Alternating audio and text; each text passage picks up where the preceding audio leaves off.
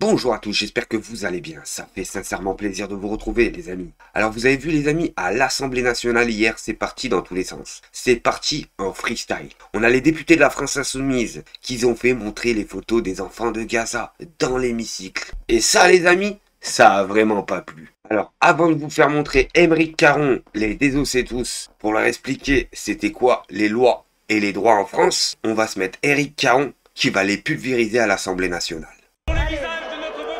Vous n'avez plus la parole. La séance est suspendue et je saisirai le bureau sur les agissements qui se sont produits en fin de séance. Merci à tous. Et voici le deux poids de mesure hallucinant en France. C'est hallucinant les amis. D'un côté, on peut se prétendre faire des reportages les amis, des reportages, des livres sur ça, des conférences de presse, etc. Et de l'autre côté les amis, quand les députés de la France Insoumise font montrer les enfants de Gaza, ça plaît pas du tout. À votre avis, pourquoi? Gaza était jusqu'à présent un ghetto où les Palestiniens sont assassinés par les armes, la faim et l'absence de soins. Gaza est en train de devenir un camp de concentration où le niveau de barbarie déployé par l'armée israélienne est tel qu'on doit énoncer des à peu près pour décrire le bilan du génocide en cours. À peu près 80 000 morts, mais sans doute beaucoup plus. À peu près 20 000 enfants tués. 20 000 enfants. Jamais dans l'histoire récente, des enfants n'ont été massacrés en si grand nombre avec un tel sadisme. Tous les jours, des enfants palestiniens sont brûlés, écrasés, démembrés, décapités, abattus d'une balle dans la tête, amputés sans anesthésie, emprisonnés. Et dans cet hémicycle, les complices sont nombreux. Les complices sont ceux qui se rendent en Israël pour soutenir le gouvernement fasciste de Netanyahou et encourager son armée. Les complices sont ceux qui répandent la propagande du groupe de lobbying de l'extrême droite israélienne Elnet. Les complices sont ceux qui mènent des campagnes de diffamation contre la rapporteure spéciale de l'ONU pour les territoires palestiniens. Les complices sont ceux qui reçoivent à Paris des ministres d'un État désormais voyou, mais qui sont incapables de la moindre sanction, de la moindre réprimande. Et s'il y a tant de complices ici, c'est parce que la vie des enfants palestiniens a moins de valeur pour vous que la vie des autres enfants dans le monde. Pour vous, ce ne sont que des à peu près, mais pour nous, ce sont nos enfants. Et comme nos enfants, ils ont un nom, ils ont un visage, ils ont une vie à vivre, comme Bissan al-Hindi, qui a été tué dans son sommeil par un bombardement sur sa tente à Khan Younes dans la nuit du 17 au 18 mars dernier. Regardez ce visage. C'est interdit de brandir des Regardez affiches, tous messieurs ces les visages autour députés. de moi. Ce sont les Allez. visages de notre mauvaise Vous n'avez conscience. plus la parole. La séance est suspendue et je saisirai le bureau sur les agissements qui se sont produits en fin de séance. Merci.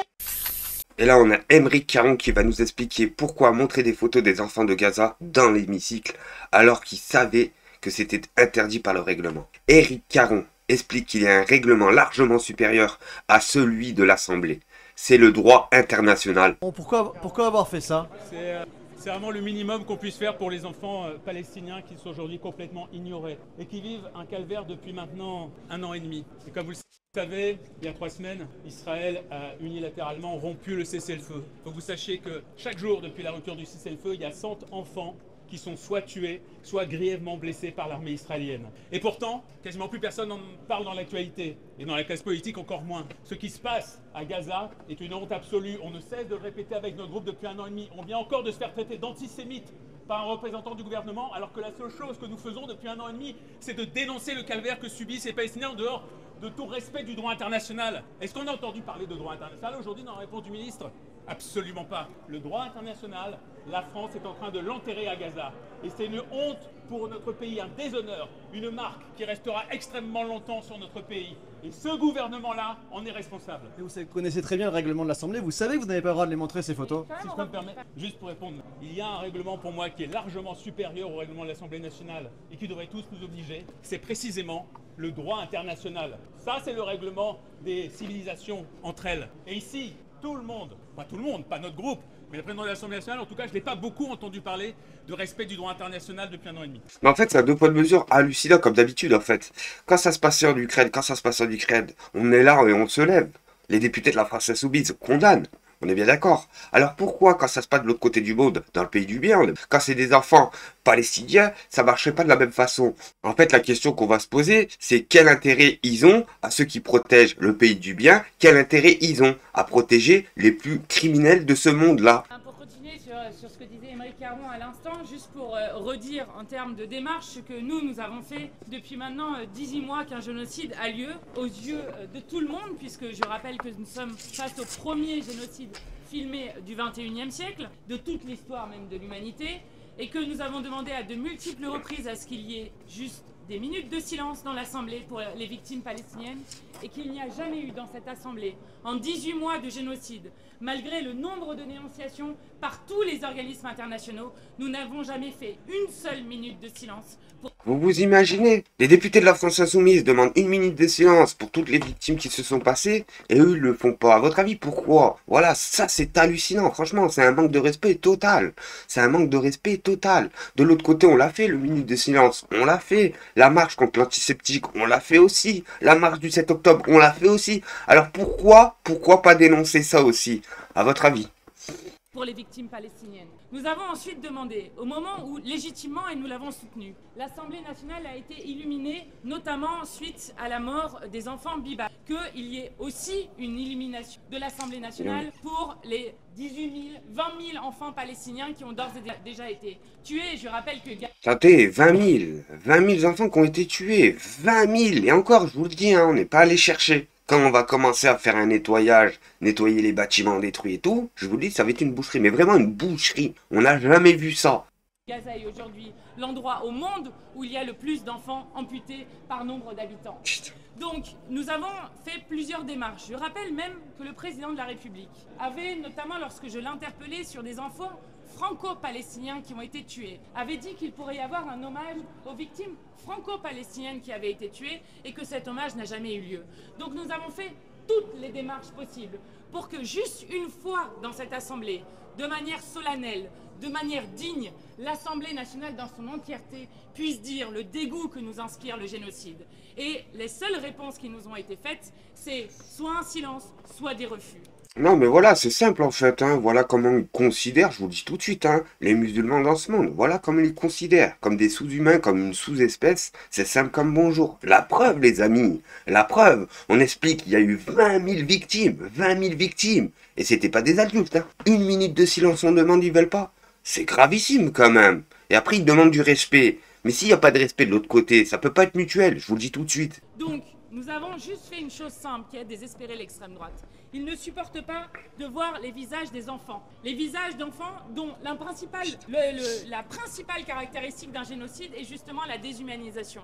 Et je rappelle que nous avons un gouvernement israélien qui a dit à plusieurs reprises qu'ils étaient en train de combattre des animaux humains. Eh bien, ce que nous avons fait avec la question d'Aymeric Caron, c'est juste de rendre un peu, à l'échelle des dizaines de milliers de victimes palestiniennes par l'extrême droite israélienne, un peu de visage, de noms, de gens qui ne sont pas juste des nombres qu'on égrène les uns après les autres et qui sont en plus des enfants que la communauté internationale devrait protéger. Oui, vous connaissez le règlement de l'Assemblée nationale, vous savez que c'est interdit de montrer ces photos. Vous le savez ça? L'indignité, c'est de refuser qu'on montre ces photos. On vient d'entendre M. Odoul à l'instant continuer d'accuser le Hamas, malgré cette campagne militaire massive et la dévastation du pays. Qu'est-ce que vous pensez de ces propos de la part de... L'extrême droite française soutient les génocidaires de Netanyahou, donc il n'y a aucune surprise de notre part. Si vous ne comprenez pas pourquoi ils sont à ce point indignés de voir juste des photos d'enfants, dont je rappelle que la moyenne d'âge des enfants qui ont été tués par l'extrême droite israélienne est de 5 ans.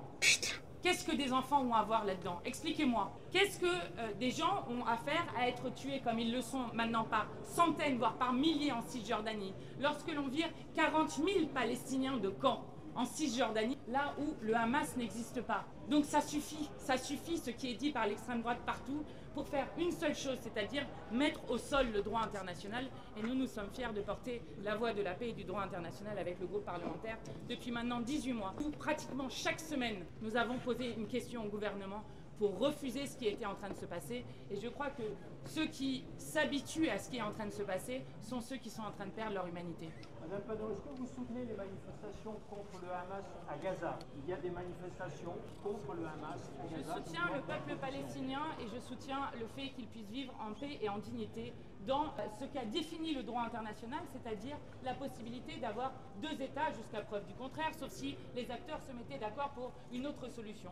Donc nous soutenons la solution à 2 États. Et je vais vous dire, puisque vous vous intéressez beaucoup à ces manifestations, vous ne vous intéressez pas tellement au fait que, par exemple, M. Trump est en train de proposer à de multiples reprises juste un nettoyage ethnique complet de la bande de Gaza, en proposant de vider la bande de Gaza. Ouais, c'est clair les amis, c'est clair. Faut pas oublier qu'il y a M. Trump, il est arrivé, il a apparu. Du jour au lendemain, il a expliqué que la bande de Gaza, on allait la transformer en Miami Beach. Mais c'est gravissime les amis, hein, je vous le dis, c'est gravissime.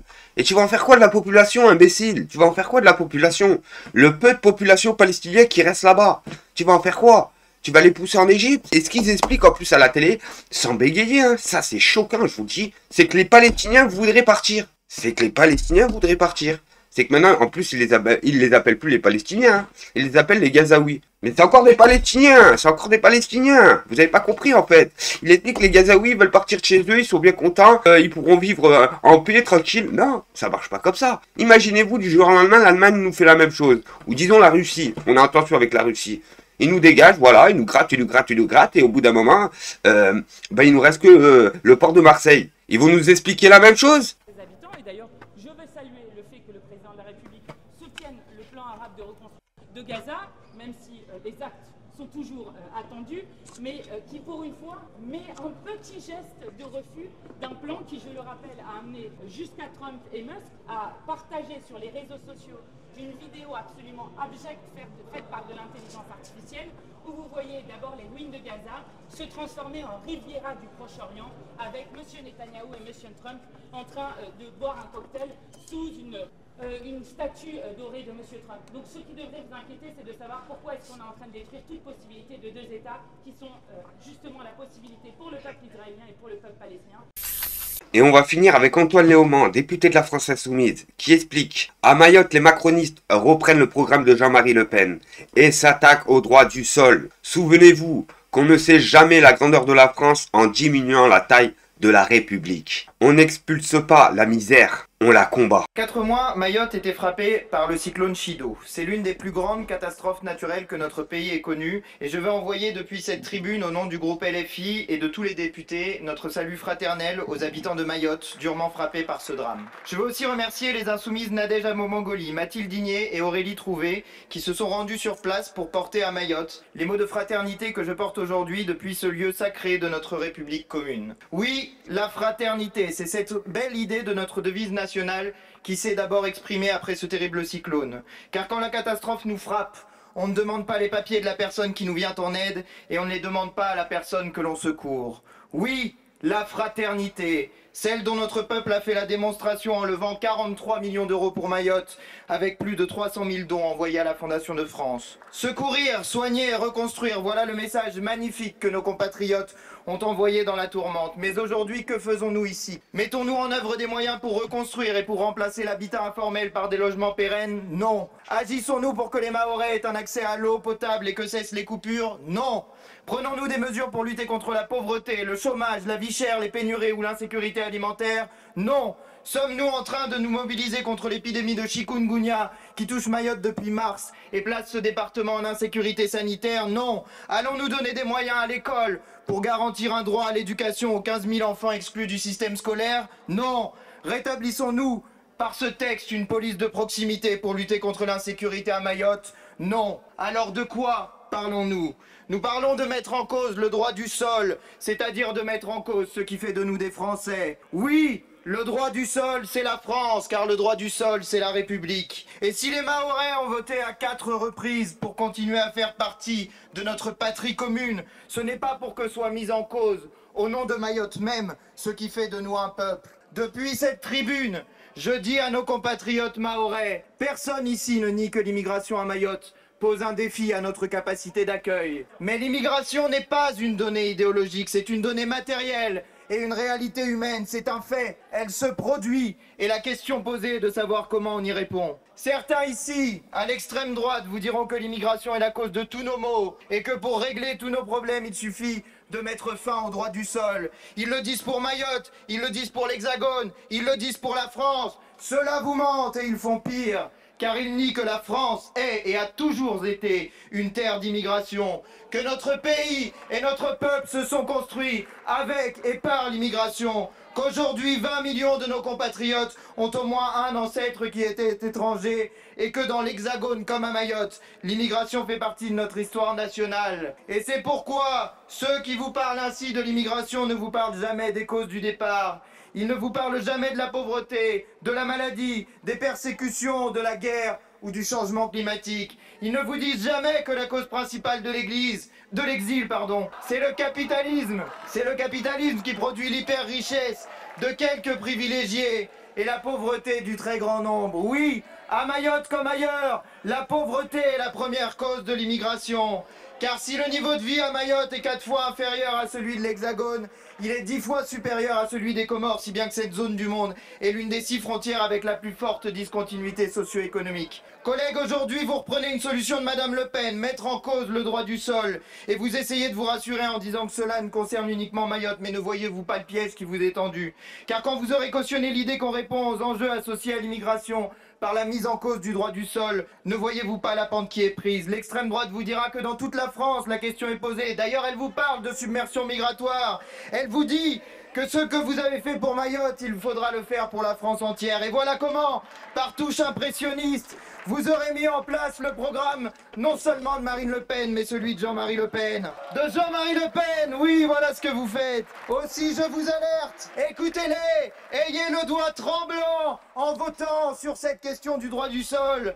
Pensez à vos ancêtres qui en ont bénéficié. Pensez à l'unité et à l'indivisibilité de la République et de son peuple. Pensez à ce drapeau tricolore qui est derrière moi et qui est devant vous. Pensez à ce qu'il signifie aux yeux du monde, la patrie des droits de l'homme et du citoyen. Et pour ce qui nous concerne, voici ce que nous disons.